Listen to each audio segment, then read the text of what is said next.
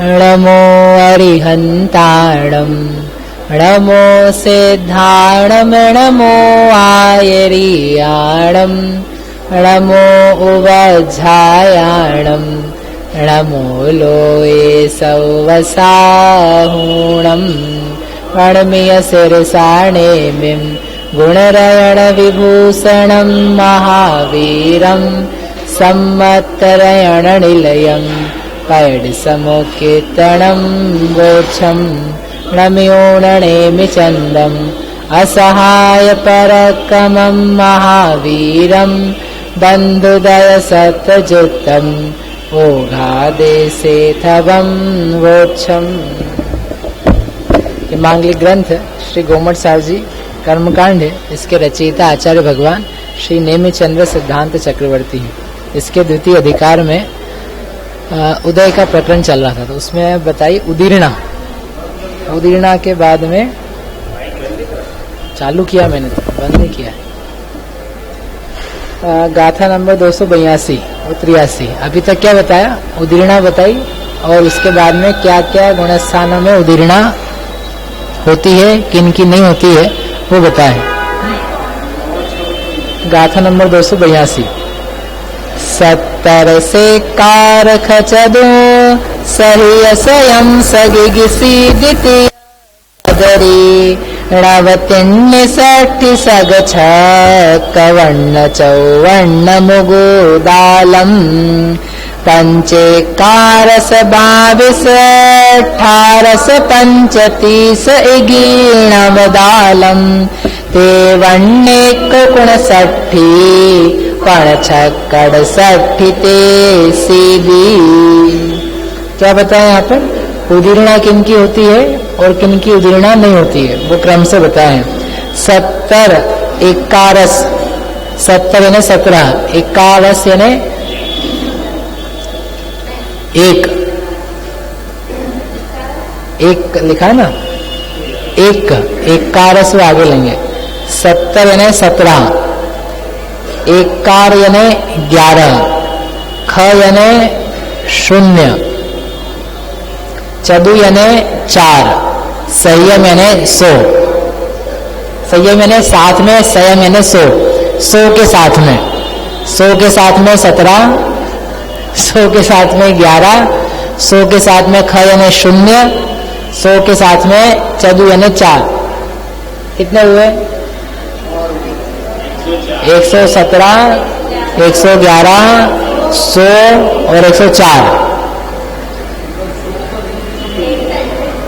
शुरू के 4 है ना, 4 के 4 गुणस्थानों में कितनी उदीर्णा होती है? पहले गुणस्थान में 117 प्रकृतियों की, लिखा कि नहीं दिया है लिखने के? 117 प्रकृतियों की। दूसरे गुणस्थान में 111 प्रकृतियों की। तीसरे गुणस्थान में 100 प्रकृतियों की, और चौथे गुणस्थान में 4 अनुपूर्वी मिला दी तो 104 प्रकृतियों की उदीर्णा संभव है। फिर आगे सग इगी सीधी। सग यानी 7, इगी यानी 1 और सीधी यानी 80। तो कितने हुए? 87 और 81। ये कौन से गुणस्थान में? 5 में और 6 में। 5 में कितने की उदीर्णा हो सकती है? 87। 104 से सीधे कहां पे आ गए? 87 पे। कैसे आ गए? 104 में से कितने गए कि 87 आएंगे? 17।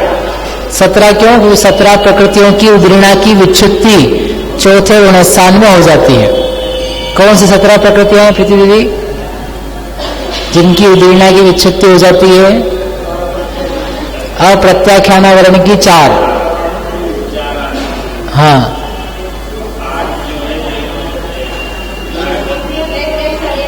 वैक्रियक, षटक, अष्टक कह लो सीधे। तो 8 और 4 12। अरे रुक तो जाओ, सब बोले जा रहे हो, बोलो।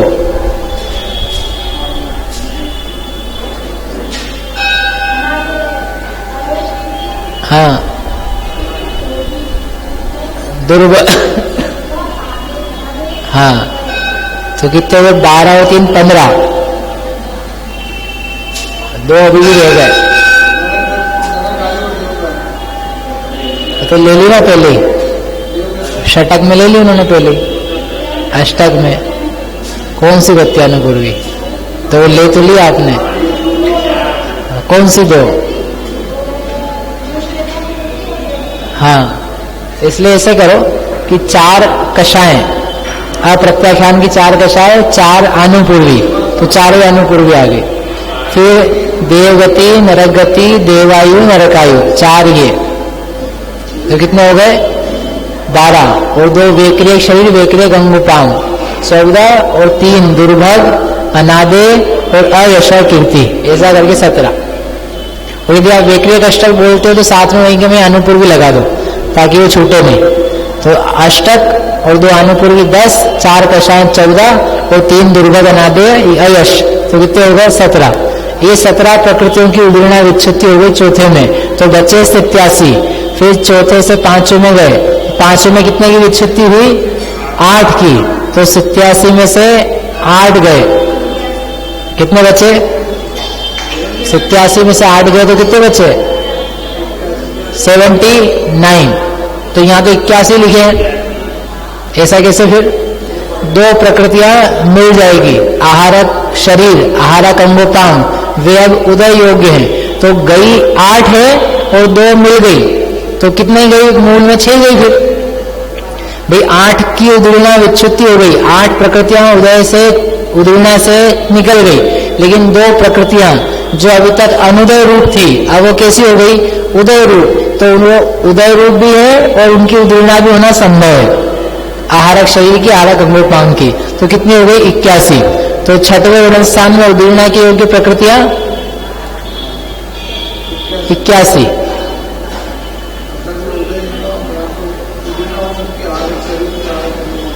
हाँ, उदय होता है ना 6वें गुण स्थान में, तो उदीर्णा भी हो सकती है। क्या समझ में नहीं आया?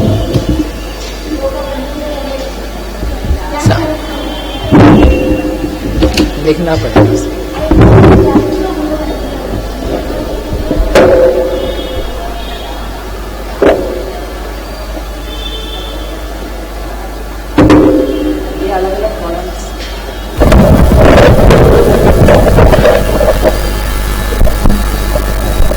ये अलग अलग कॉलम्स थे, कौन से?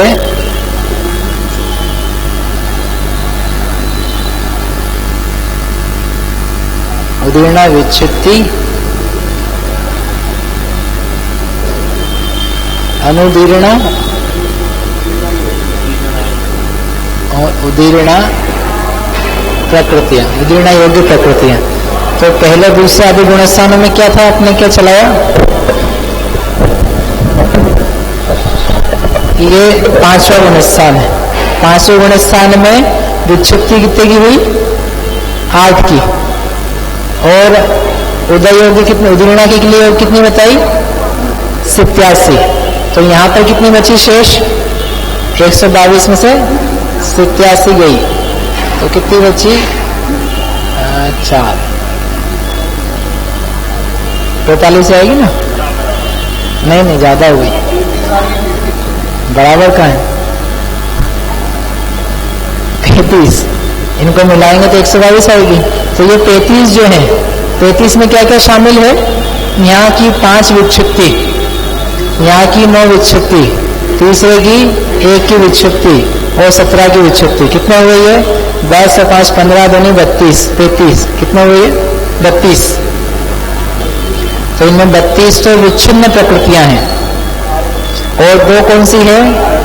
आहारक की 2 और 1 है तीर्थंकर की। ऐसा करके पंचम गुणस्थान में 33 प्रकृतियों की अनुदीर्णा है, उदीर्णा नहीं होती है। तो 32 की तो विच्छित्ति हुई है पीछे 4 गुणस्थानों में, और 3 ये शेष प्रकृतियां मिला के 35, और है 87 उदय उदीर्णा के योग्य। अब 6वां गुणस्थान है, 6वें गुणस्थान में विच्छित्ति कितने की है? 8 की, और यहाँ पर अनुदीर्णा में कितनी प्रकृतियां आएगी? तो पुरानी है विच्छिन्न प्रकृतियां 32 और ये 8, तो कितनी हो गई है? 40। और इन 3 में से कौन सी लेंगे? तीर्थंकर, तो 1 लिया, तो कितने हो गई है? 41। 122 में से 41 गए, तो कितने बचेंगे? 81। तो ये ऐसा कैसे हुआ? 8 कम होने चाहिए थे, 8 कम हुए हैं, लेकिन ये जो 2 इधर अनुदीर्णा में थे, उदीर्णा के अयोग्य थे, वे अब उदीर्णा के योग्य हो गए, तो इसलिए वो 2 बढ़ गए। इसलिए 79 की जगह यहाँ पर क्या है? 81। 81 प्रकृतियों की उदीर्णा छठवें गुणस्थान में संभव है, बराबर। फिर इसके आगे 7वां गुणस्थान। 7वें गुणस्थान में क्या होगा? ये 40 की विच्छुत्ति और ये 8, 48 और 1, तो 49 क्या है? उदीर्णा के अयोग्य, तो उनको घटा दो। तो कितने घटेंगे? 81 में से 8 गए तो विच्छुत्ति कितने की होगी? यहाँ पर 4 की। 8 यहाँ पर उदय की जगह तो 5 लिखा था अपन ने, जब उदय बता रहे थे तो उदय की विच्छुत्तियां तो कितनी थी? 5, लेकिन उदीर्णा की विच्छुत्तियां कितनी है? 8। क्यों? क्योंकि उसमें साता वेदनीय और मनुष्य आयु को अपन ने जोड़ा है। कारण क्या है उसका? उनकी उदीर्णा छठवें गुणस्थान तक ही संभव है, उसके बाद संभव नहीं है, इसलिए इनमें 5 की जगह लिख दिए 8। फिर ऐसे करते करते शेष बनाना है, तो बनाना तो ईजी है बाकी।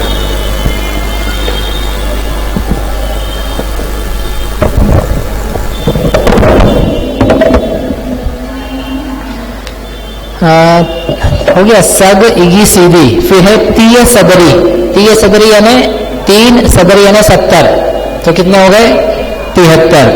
फिर अणाव तिन्नी 60 यानी 60, अणाव यानी 9 यानी 69। 73 में से ये 4 और घटा देंगे तो कितने बनेंगे? 69, 59। और फिर उसमें से अब 8वें गुणस्थान में कितने की विच्छुत्ति होगी? 6 प्रकृति, तो 69, 59 में से 69 में से 6 और घटाओ तो क्या बचेंगे? 63। तो वही लिखा है, अणाव 60, तिन्नी 60, 69 और 63। आगे सग छक वर्ण यानी 50, सग यानी 7, छग यानी 6, तो कितने हो जाएंगे? 57 और 56। कैसे हो गए? 9वें गुणस्थान में 6 की विच्छुत्ति, तो 63 में से 6 गए, कितने बचे? 57। और 10वें में 1 की विच्छुत्ति, तो 57 में से 1 गया, कितना बचा? 56। आगे सग चौवन्नम यानी 54, 11वें में 2 की विच्छुत्ति हुई। बोलो नया दीदी, कौन से 2 की विच्छुत्ति हुई है? नहीं पढ़ा? बोलो गुरुजी। 11वें में 2 की उदीर्णा की विच्छुत्ति हुई, कौन से 2 हैं?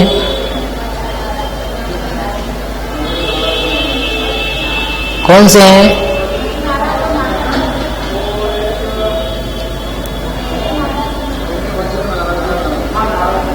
वज्रवैषम नाराज सेनन, वज्रवैषम नाराज सेनन चला जाएगा तो क्या होगा? हाँ, वज्र नाराज और नाराज ये 2, तो 2 और गए, तो कितने बचे? 56 में से 2 गए, कितने बचे? 54।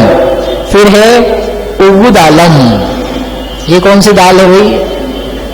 उगुदालम, दालम यानी 40, ऊन यानी कम, 1 कम करो तो कितने हुए? 39। तो 12वें से 13वें में गए, तो कितनी विच्छुत्ति होती है? 16 की। तो किस में से घटाएंगे अपन? 54 में से 16 घटाओ,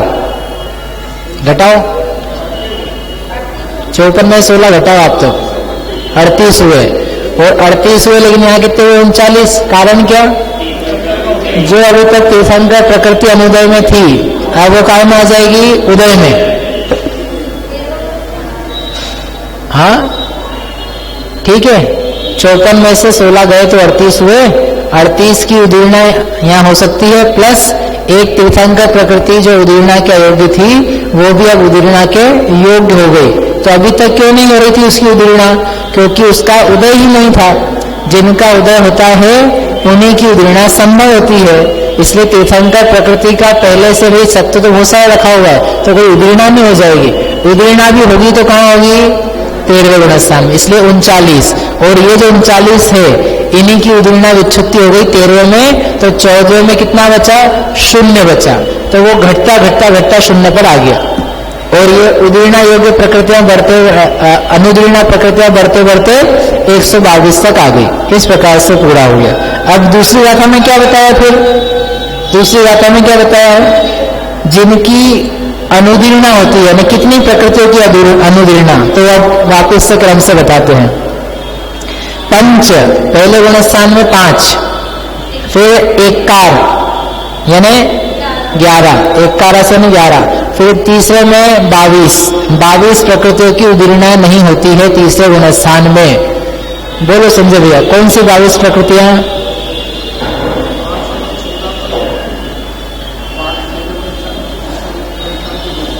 हाँ, 5 पहले गुणस्थान की और 9 दूसरे गुणस्थान की विच्छुत्तियां, तो वही 14। हाँ,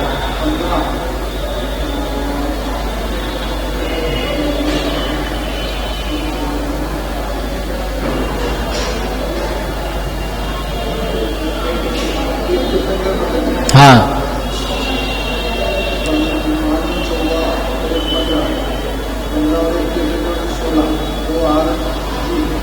16 और 2 18।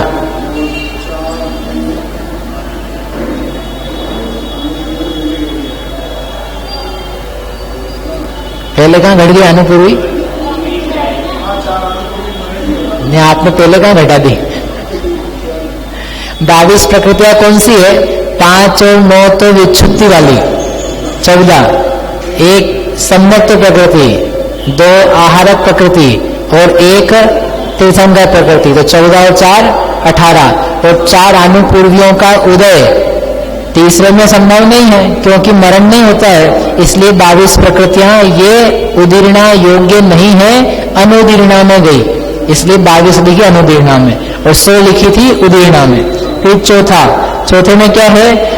18 से 22 में से निकाला 18 से 18।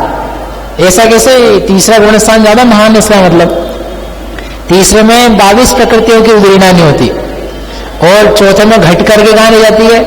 वापिस 18 पे आ गए, तो एक तो ऊपर बढ़े फिर नीचे आ गए।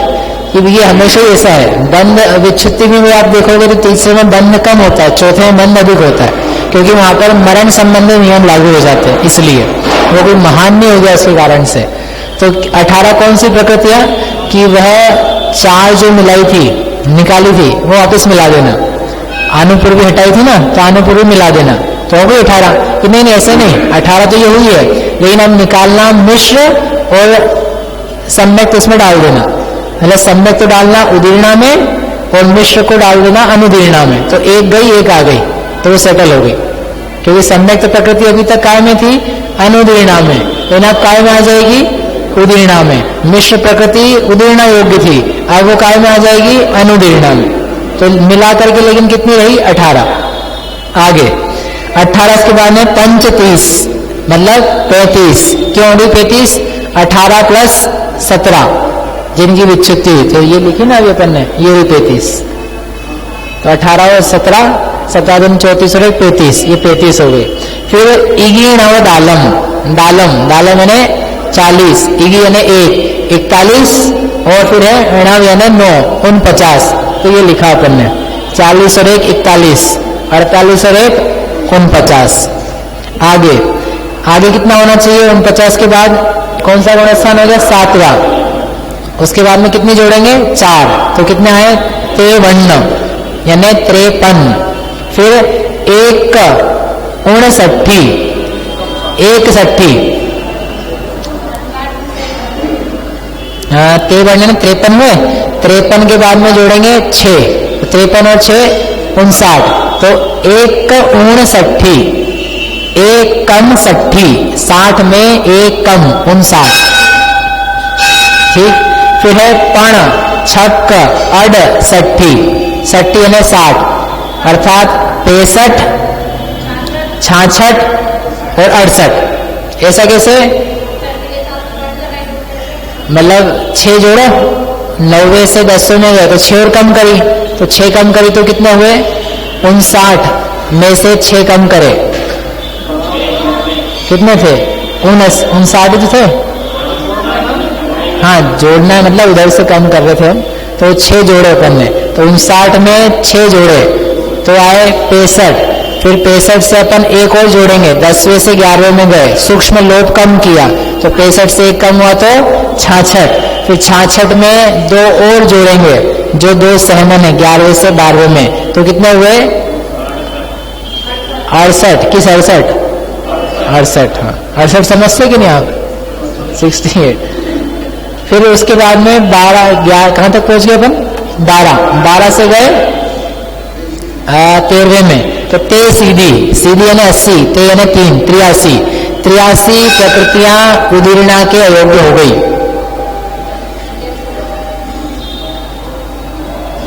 त्रियासी कैसी हो गई? उदीर्णा के अयोग्य हो गई, उनकी उदीर्णा नहीं होती है, शेष की उदीर्णा संभव है। कितनी है शेष? 39। 83 और 39 कितने होंगे? 122 हो गए हिसाब मिलाओ बराबर। अनुदीर्णा का और उदीर्णा का, इन दोनों का जोड़ हमेशा क्या आना चाहिए? 122 आना चाहिए। यदि नहीं आ रहा है मतलब कहीं ना कहीं चूक है। इस प्रकार से ये बता दिए। अब यहां से चालू होती है मार्गणा, बढ़िया प्रकरण। ये हो गया उदीर्णा की बात पूरी। अब यहां से क्या बताना है कि एक एक मार्गणा में कैसे कैसे उदय पाए जाते हैं। वो अच्छी बात यह है कि इसमें जितना उदय का प्रकरण है सब वो मार्गणाओं में लगाएंगे पूरा खोल करके। अब यहाँ पर अलग से वो नहीं आएगा स्थिति बंध, स्थिति का उदय, अनुभाग उदय, वो जितना बंध में है ना 4 प्रकार का, फिर योग का प्रकरण, वो सब इसमें नहीं आएगा, हटाने दिया है। इसके अंदर वो हुई पूरी बात। अब उदय में तो आपको बस उदय विच्छित्ति ही बताएंगे, तो ओग में बता चुके हैं, अब बताना है आदेश में। तो जितनी मार्गणाएं हैं 14 की 14, उसमें 100 लगा करके बताएंगे। 3 बातें लगाएंगे, उदय, अनुदय और उदय विच्छित्ति। और उसी के समान आप क्या समझ लेना, ये अनुदीर्णा, उदीर्णा, उदीर्णा विच्छित्ति, ये आप लगा लेना, सेम ही लगेगी क्योंकि वो ठीक है। हाँ, वो सब उसमें आ गया। अब यहाँ पर पहले नियम बताएंगे ताकि नियम बताने के से आगे सरलता बनेगी। गाथा नंबर 284। गदियादिसु जोगाणम परिपह बीण मोग से भाणम सामे तमणे दौवम कमसो उदयम समासेज। गति आदिसु, जो गति आदिक मार्गणाएं हैं उनमें योग्य पयडित पहुदीनम, जो प्रकृति आदिक हैं उनमें ओग, ओग यानी गुणस्थानों में वह बताए जा चुके हैं। अर्थात प्रकृति, स्थिति, अनुभाग, प्रदेश, बंध, ये गुणस्थानों में और मार्गणाओं में पहले बताए जा चुके हैं। अब उनका जो स्वामित्व है, सामित्तम, स्वामित्व, वह गति आदि से यानी गति आदिक में नेतव्यम यानी क्रमशः ले जाना चाहिए, अर्थात बताना चाहिए। किनके आश्रय से? समा उदयम समासेज्य, उदय का आश्रय करके। अर्थात बंध को हमने पहले बंध के प्रकार से 4 प्रकार से बताया था, उसके अलावा ओघ में और आदेश में भी बताया था। अब यहाँ पर उदय को हमने गुणस्थान में तो बता दिया, अब इसके अलावा जो गति आदिक मार्गणाएं हैं उनमें क्रम से उदय को बताना चाहिए। इस प्रकार की एक प्रतिज्ञा रूप वाक्य है कि अब यहाँ से आगे हम क्या बताएंगे, ओघ में बताएंगे। अर्थ पढ़ लेते हैं इसका। प्रकृति, स्थिति, अनुभाग और प्रदेश बंध गुणस्थानों में सिद्ध किए जा चुके हैं। अब उनका स्वामीपना गति आदि मार्गणाओं में क्रम से उदय की अपेक्षा से घटित करना चाहिए, वो बताते हैं। तो इसमें कुछ परिभाषाएं हैं तो 5 गाथाओं में बता रहे हैं। गदि आणु आउ उदय सपदे भूपुण्य बादरे ताओ उच्च नर देवे क्षीणतु गुद नरे तिरिये। गदि, आणु और आउ, ये 3 कौन कौन सी? गति नाम कर्म, आयु कर्म और गत्यानुपूर्वी कर्म, ये अपना अपना उदय आता है। अर्थात जिस गति में गया है तो उस गति में उस ही गत्यानुपूर्वी का, उस ही गति का और उस ही आयु का उदय आएगा। शेष का उदय, शेष का गति, गत्यानुपूर्वी आयु का उदय नहीं आएगा। यानी आप मनुष्य गति में हो तो मनुष्य गति का ही उदय आएगा, मनुष्य गत्यानुपूर्वी का ही उदय आएगा, मनुष्य आयु का ही उदय होगा। नरक आयु का, नरक गति का, नरक गत्यानुपूर्वी का, ऐसे तिर्यंच गति गत्यानुपूर्वी तिर्यंच आयु का, देव गति गत्यानुपूर्वी देव आयु का उदय नहीं होगा। यानी जब हम उदय योग्य बताएंगे ना तो ये 9 प्रकृतियां आप कम करेंगे ना अपने आप। मनुष्य गति की बात करेंगे तो क्या करना, आप 3 ऐसे करके 9 कम कर लेना। तो इसलिए नियम यहाँ बता रहे हैं, तो आप समझ से जाना। तो ये एक नियम होगा, अपनी अपनी ही गति आयु गत्यानुपूर्वी का उदय होता है, एक नियम ये। सत्ता में रहेगा ना, सत्ता की कौन मना कर रहा है? हाँ हाँ, जिसमें कि कोई मनुष्य 83 साल का 100 साल का है तो उसको देवगति का सत्व है, मनुष्य गति का सत्व है, तिरंच गति का सत्व है, नरक गति का सत्व है, चारों अनुपूर्वी का सत्व है। सत्व रहेगा लेकिन उदय में नहीं आएगा। उदय में कौन आएगा? मनुष्य गति ही उदय में आएगी, मनुष्य आयु उदय में आएगी, नहीं आएगा। वो जो वर्तमान में निषेध लगे हुए हैं बताए ना आपको कि उनका तो एक एक समय में स्तुभुक संक्रमण हो जाता है। लाइन तो सबकी लगी है, लाइन लगने पर भी वो जो देवगति के निषेध हैं वे मनुष्य गति में बदल जाएंगे, वे मनुष्य गति रूप से उदय में आएंगे, देवगति रूप से नहीं आएंगे। हाँ, संक्रमण हो जाता है लेकिन संक्रमण होकर के उनका नाम देवगति नहीं कहलाएगा, क्या कहलाएगा?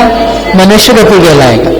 ठीक है, एक तो नियम ये हुआ, सपद यानी अपने ही पद में उनका उदय आता है। दूसरा नियम, भू पुण्य बादरे ताओ, ताओ यानी ताओ नहीं, ताओ यानी आताप। तो आताप कर्म का उदय किसको होगा? भू, भू यानी पृथ्वी कायिक, उसमें भी पुण्य पर्याप्तक और बादर यानी बादर हो, बादर पर्याप्तक पृथ्वी कायिक जीव को ही आतप प्रकृति का उदय है।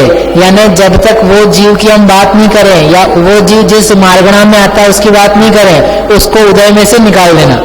जैसे मनुष्य गति है तो मनुष्य गति में आतप प्रकृति के उदय योग्य में से निकाल ही देना, क्यों? ये उदय आते ही नहीं है।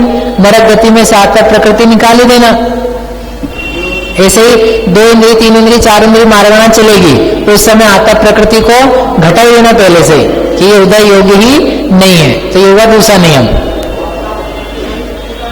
हाँ, केवल पृथ्वी कायिक कोई होता है, बादल पृथ्वी कायिक पर्याप्त कोई, सूक्ष्म पृथ्वी कायिक को भी नहीं, अपर्याप्त पृथ्वी कायिक को भी नहीं, और जल अग्नि वगैरह को तो है ही नहीं।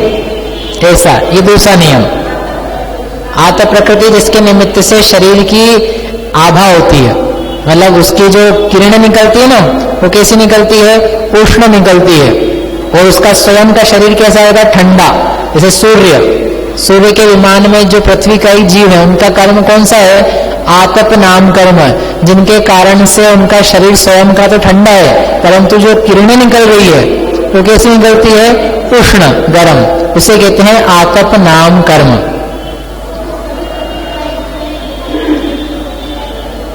नहीं, सबको उदय नहीं होगा आतप का, ये ऑप्शनल वैकल्पिक प्रकृति है। किसी को हो भी सकता है, किसी को ना भी होवे। जैसे तीर्थंकर प्रकृति का उदय 13वें गुणस्थान में वैकल्पिक है, हो भी सकता है ना भी होवे। आगे उच्च उदय, तीसरा नियम, ये लिख लेना भैया सब नियम क्रम से। तीसरा नियम उच्च उदय, उच्च गोत्र, उसका उदय नर देवे, नरों को यानी मनुष्यों को होता है और देवों को होता है। इन 2 को ही होता है, बाकी किसी को नहीं होता है। यानी नरक गति में और तेयंच गति में नीच गोत्र का ही उदय है, उच्च गोत्र का उदय नहीं है। 3, चौथा थीण तिग उदय, थीण तिग, थीण यानी स्त्यान गृद्धि त्रिक, स्त्यान गृद्धि पचला पिछला निद्रा निद्रा, ये 3 तीव्र निद्राओं का उदय नरे तिरिये, मनुष्य को और तिर्यंच को ही होता है। यानी देवों को और नारकियों को तीव्र निद्राओं का उदय नहीं होता है। उनको बेचारों को उदय नहीं हो, कैसे सोए, कैसे उनको उदय आए?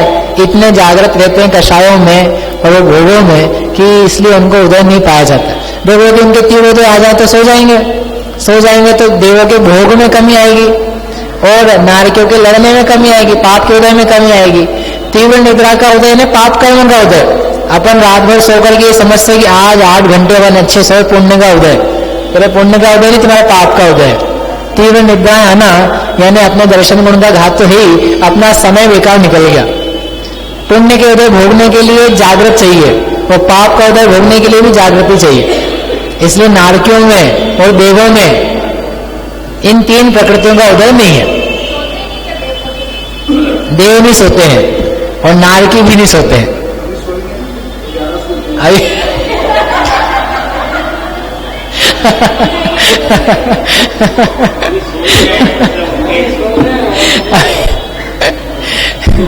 अभी देव उठी 11 आएगी तो आप थोड़ा ढोल हो जाना। लेकिन यहाँ आगम में ये कह रहे हैं कि भैया देव और नारकियों को निद्राओं का, तीव्र निद्राओं का उदय नहीं है और उन निद्राओं के फलस्वरूप वो सोते ही नहीं है। हाँ, ये सिद्धांत, नारकी भी सोते नहीं है। सोने लग जाए तो बेचारे को ठंडक रहेगी थोड़ी देर, यदि सोने को मिल जाए ना उनको, तो सोना यानी घातक ही है। वो सोना भी घातक है और ये सोना भी घातक है। कनक कनकते सो गुनी मादकता अधिकार, या खाए बोराए अरु गा पाए बोराए। तो वहां 2 प्रकार के कंचन कहे और यहाँ पर 2 प्रकार के सोना कहे।